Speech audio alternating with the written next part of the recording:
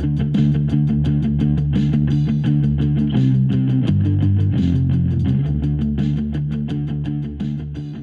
missing element to most guitar players playing is their touch and feel.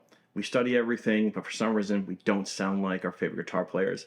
These are 3 exercises that you can do, and once you master them, they will lead to a more expressive type of playing where your touch and feel feels like a professional. So let me show you the 3 ingredients. Let me show you where it goes. The first ingredient is the fulcrum action that every guitar player must master. Okay, what I mean by this, keeping your first finger down, and we're going to play an A minor pentatonic. You're going to keep your first finger down, and you're going to keep it down while you play that second note. You're going to develop that stretch and that pressure. And then you only move it when you need to move it. You can see how I'm creating this fulcrum action, and I'm not picking my first finger up. Chances are, if you don't like the way you sound, whether you hear it in recording or live, you're popping off like this.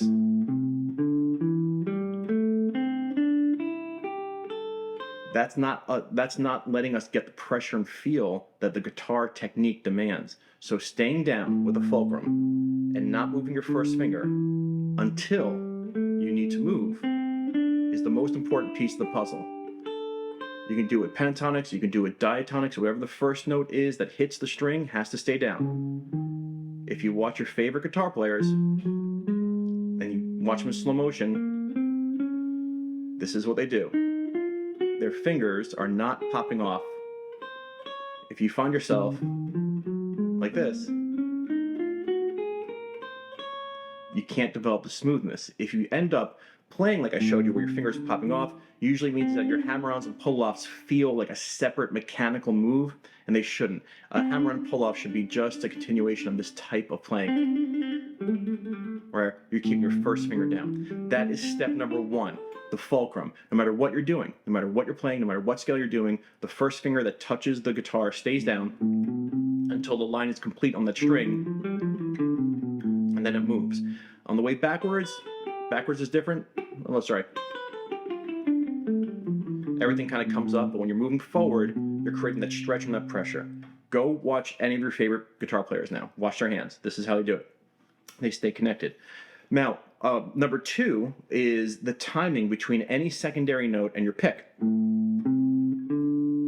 have to work on hitting these notes, coming down tried and true on the note, right as you pick it. A lot of my students that I've worked with, they touch the string before they pluck, and it kind of deadens the flow. Or you kind of get this like pre-hammer on.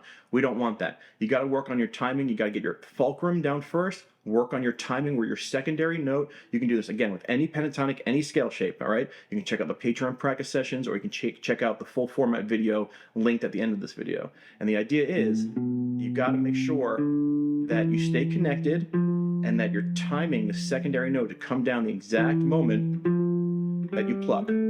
Very important. If you don't do that, you run the risk of sounding choppy and not smooth.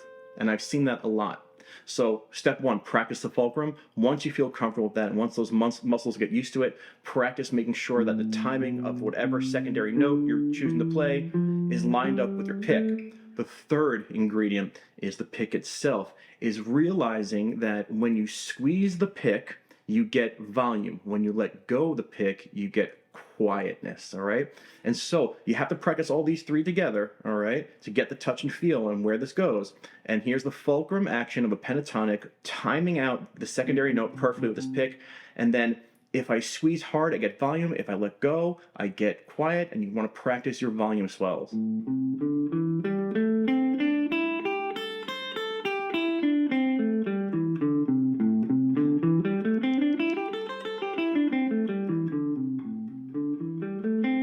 If you practice your fulcrum action, your timing of secondary notes with the pick, and practice staying quiet and getting louder, and it is normal to squeeze more with your fretting hand as you're doing loud pick squeezes, that's fine.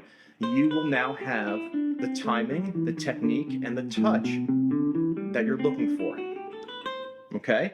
Now, where does this go? This goes into your favorite guitar player's lines. They squeeze the pick on the downbeats of all their solos. I have all the videos on my channel talk about this. So if you're playing a solo, instead of just holding the pick like it's a piece of plastic just to pluck a note, it's not. It's alive and well. Instead of, you can bring the riffs alive by squeezing the notes you want to accent.